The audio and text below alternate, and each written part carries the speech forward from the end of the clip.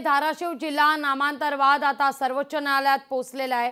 राज्य शासनाच्या निर्णयात हस्तक्षेप न करण्याचा उच्च न्यायालयाचा निर्णय आहे। उच्च न्यायालयाच्या निर्णयानंतर सर्वोच्च न्यायालयात याचिका दाखल करण्यात आली आहे। पुढील 2 आठवड्यात सुनावणी होणार आहे। सर्वोच्च न्यायालय यावर काय निर्णय देणार याकडे सगळ्यांचंच लक्ष आहे।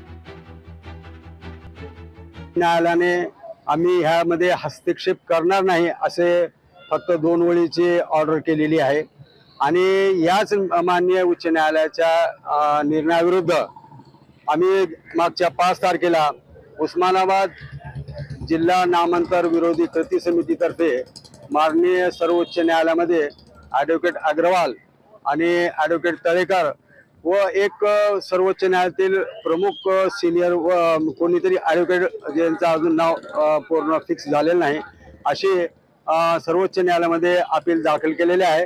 एका 2 आठवड्यात ही याचिका माननीय सर्वोच्च न्यायालयाचे मुख्य न्यायाधीश आहेत त्यांच्या समोर सुनावणीसाठी येणार आहे।